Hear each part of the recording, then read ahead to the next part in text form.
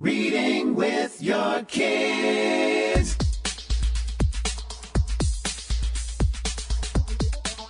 Hola, ni hao, konnichiwa, assalamu alaikum, bienvenidos.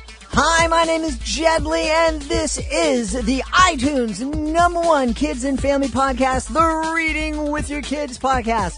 We are so very, very happy and grateful that you are taking the time to join us today, and we're so very happy for all of your support. Today we travel to Perth in Australia to speak to the author of Scarlett Hood. His name is Mark C. Evans. Before Mark comes in, I want to take just a few seconds to tell you about our amazing friends over at readingwithyourkids.com/eggs. readingwithyourkids.com/eggs. We would love to give you a 2-week free trial of an amazing collection of online reading activities, lessons, and ebooks that teach kids age 2 to 13 the core literacy skills they need for reading success. And as you know, kids need that reading success so they can be successful in all aspects of their life.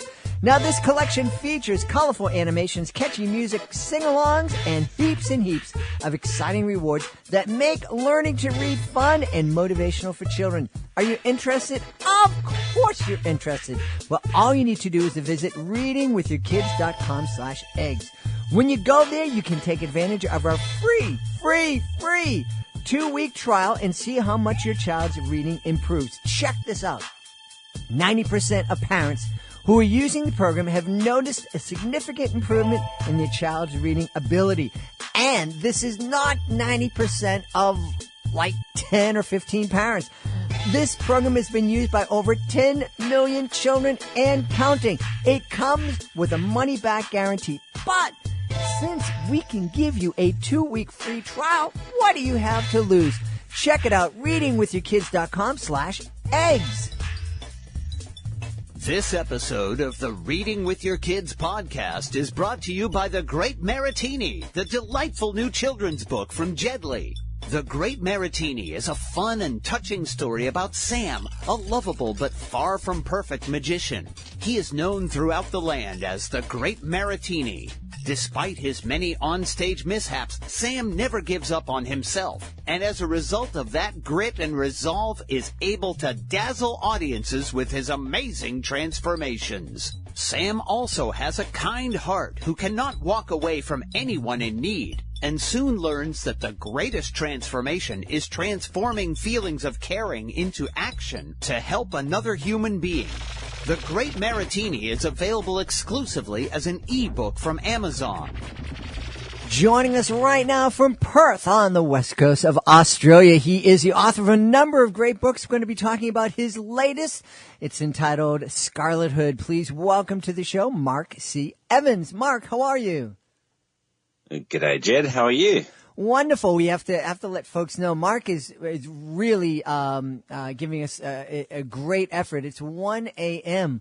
over in Australia, 12-hour difference. So we really appreciate him being up and talking to us today. So tell us about Scarlett Hood. Okay, so Scarlett Hood was actually my first book that I ever wrote, children's book.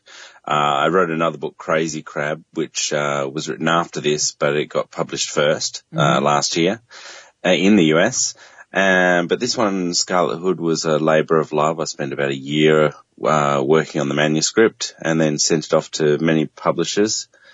And it got rejected by quite a few. You go through that rejection process. And then someone in the UK picked it up, a company called Salaraya Picture Books. They picked it up. And, it's being published in the US, I believe, the beginning of September.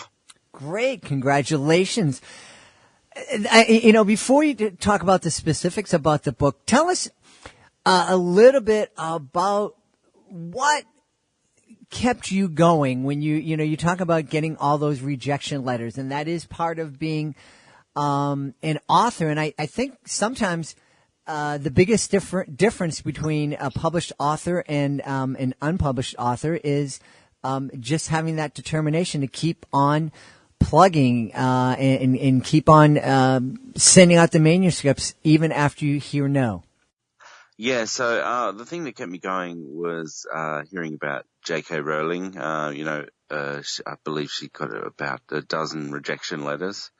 And I thought, oh, well, if the world's best children's author can get that many rejection letters after about the 10th, I can keep going. She got 12, and then when it got to about, 20, 30, I started to think, well, maybe my story's not that good. And so I went back to the drawing board and wrote another one, which was Crazy Crab. And that came out really fast, actually. I think I wrote that in a couple of days and had a lot of fun writing it. It wasn't so difficult, and I sent that off, and then about 2-3 weeks after I sent that off, I heard back from a US publisher, and then in the same week I heard back from the UK publisher, so I had these 2 manuscripts ready to be published in the same week. So it was just, I just had the determination to not give up, to keep trying. And I think that's a great lesson, and we talk on the podcast about what kind of conversations parents and kids can have when they're reading an author's book. And we'll definitely talk about that in terms of Scarlett Hood. But I think a great example, and you just brought it up, the example of J.K. Rowling, a great conversation that parents can have with kids is just that grit, helping kids develop that grit, and, helping, their kids, if they're sitting down and they love Scarlett Hood or they love Harry Potter, sitting down with their kids and helping them understand that, if J.K. Rowling, if Mark C. Evans, if they had given up after the 1st, 2nd, 3rd, 10th rejection letter, then you wouldn't have a chance to love this. And you have something inside of you that's going to make a difference in other people's lives. So don't give up on yourself. Even though you hear no, no, no, keep on going. If you really believe in it, keep on going until you hear yes. Yeah, and that's actually what my first book, Crazy Crab, was about. I don't know if I meant to write it that way, but it's about a crab called Steve. He's a hermit crab. He's really good at selling houses. Well, there's shells, cause he's a crab. And, but he's not really happy with the job of selling shells. He wants to be the first crab to go to Mars. But they all tell him, crabs don't go to Mars. They send mice. They send monkeys. They don't send crabs. So it was about that grit and determination of just keeping going for his dream to be the first crab on Mars. And that's what that book is about, funny enough, not giving up on your dreams. Yeah. Well, it's such an important lesson, and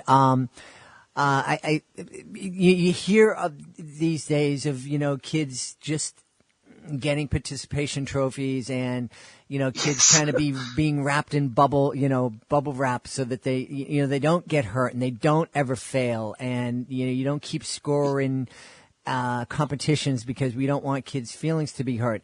And I never wanted my kids' feelings to be hurt, but failing and falling down and hearing no, it's part of life.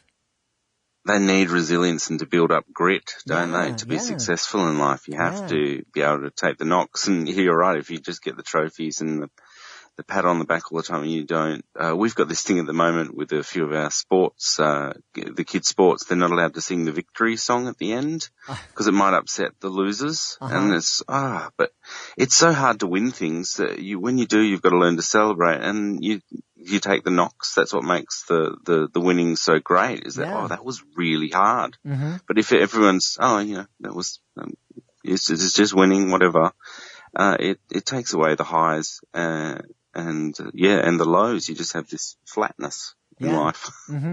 Yeah. And well, we don't want to get too far off the subject here, but I do think it's really important for kids, for all kids, and for adults, just to have that sense of grit and not giving up on yourself. And I know, we do have lots of parents. We also have lots of authors out there who listen to the show, and I bet there's 1 or 2 or 12 or 100 authors out there listening to this who've, had their manuscripts rejected. Keep up, keep going at it, keep sending it out, because if you believe in your manuscript, there's going to be an audience out there for it. So. Exactly, and it's a taste thing as well. I mean, the thing that got me going with the J.K. Rowling was I remember she had a letter that she stuck on her fridge, which was from a publisher that said, "Don't give up your day job." I think he's a person who's just told the best-selling children's book of all time, to not give up their day job.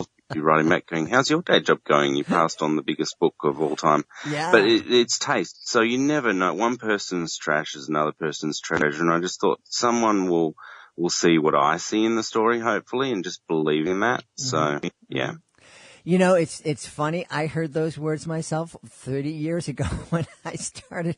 I do educational magic shows, and when I started my performance career, someone saw a very early show and used those words. And it didn't get me down. It got me mad. It got me determined. Yeah, to prove them wrong, doesn't Exactly, it? yeah. I kept all those letters in a little inbox somewhere, and I figure, down the track, when you're successful, you can pull them up at a conference and go, look, see, this is what people wrote about you. Just keep going and believing in yourself. Yeah. If you don't believe in yourself, who is? Exactly. You have to be your strongest advocate. And as parents, we have to be our advocates for our kids. So great. Exactly. So tell us about Scarlett Hood. Oh, well, Scarlett Hood is another sort of empowering story. It's about a young girl who moves to Norway. Her family move around all the time. She's moved to Norway, doesn't know anyone. And at the school, she's being picked on by a big bully girl. And every day, being picked on. And she goes to her grandmother's house, and her grandmother, seeing that she's rather upset, sort of goes up into a cupboard and pulls out a magic, it's a red hood, a hoodie. Mm-hmm. I guess you could say modern version of a hood, Red Riding Hood. Yeah. And she puts it on and feels nice and comfy. And then when she goes to school the next day, and again being bullied, she puts it on over herself, just and closes up the hood just to block out this horrible girl. And when she does that, everything goes black and quiet. And she opens up the hood because wondering what's going on. And suddenly there's fire everywhere, and there are Viking villagers running around like crazy, and people are screaming. And then she sees a big dragon is burning the village alive. And throughout the story, you learn that she's travelled back in time with this cloak and or the hoodie, and the villagers send her up to go defeat the dragon because they don't know who this strange girl is. Mm-hmm. And so it's about her overcoming her fears and but also learning about compassion. That's a big part of the story. I don't want to spoil the ending or anything like that, but a big part of it is learning to be compassionate about others, even when they're not being so nice to you. Yeah, that's a really tough lesson, and I think it's a tough lesson too for parents to kind of teach to kids.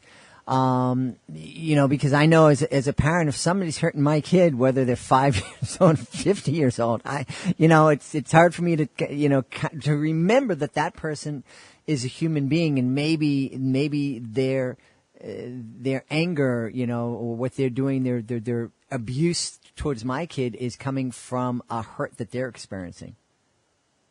Yeah, I mean, an example I get, when I was very little, about 5 or 6 years old, I remember at a Christmas, we had a house broken into, and all of my Christmas presents were stolen, and I was 6 or 5 years old, just devastated. All my they were Star Wars toys at the time, and they were all taken, and I was in tears, and eventually we found out that it was some kids down the road had broken in and stolen them, and I remember my mum telling me that those boys had come from a very, very poor background, and they probably didn't get any Christmas presents. And the idea that kids didn't get Christmas presents was just, what? Mm-hmm. And it really had an impact on me, I think, to always look at someone, even when they're doing something bad, that everyone's, trying to find happiness, and some people are doing it the wrong way, but everyone's just trying to get by. And I know that, it really just made me see another side of things, not just the world not being black and white, but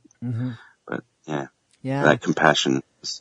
That's a good lesson she taught me. That's a real important lesson, especially these days. I don't know what it's like in Australia, but here in the States, that whole idea of, the world isn't black and white. There are all these shades of gray in between.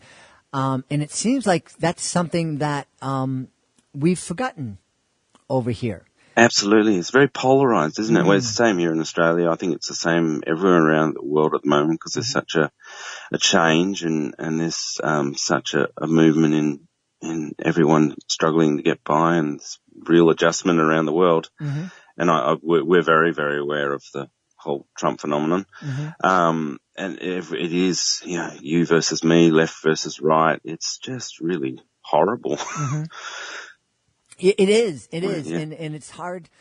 And I, my kids are grown now. They're 22 and 25, so we can have discussions about this on an adult level. I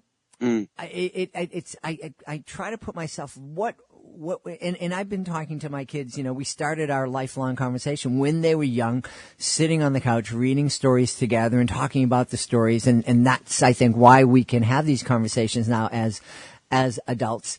But it makes me wonder what would I be saying if my kids were 6 and 10 or 10 and 15 and hearing all this vitriol that we hear constantly.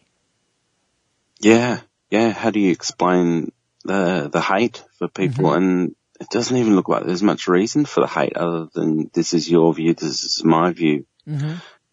It's weird. These differences that are created, and we're all pretty much the same, aren't we? Really, it's just. It's nuts. It's this thing of defining ourselves, and by doing that, we separate ourselves. That's just not true. Yeah. So that's one of the reasons I love writing books. Is I want to create positivity, and there's just so much negativity in the world that I don't need to add to it. This is one way I can do that by bringing positive books into the world. And so Crazy Crab, Scarlett Hood, they all have this hope because I think we need it. And humour as well. Mm-hmm. There's always an element of humour to my books. Yeah. Yeah. Well, they're really, really fun. And now Scarlett Hood, it sounds like that's a great middle grade book. Is that the audience that you created it for, those kids and, the kids who are reading chapter books and that's right. It's actually a graphic novel, so it would probably suit, say, about a 9 to 12-year-old sort of age group, 8 to 12, whereas Crazy Crab was more 5 to 8, the younger readers. You'd read that to them to bedtime. But Scarlett Hood is really great for people who are kids who are just getting into reading and maybe not that excited about reading because it's in the comic form. Yeah. And that's, I love that you mentioned that because it took me a while to get it through my rather thick skull. That graphic novels are novels and that reading comics and reading graphic novels and reading manga, it's reading.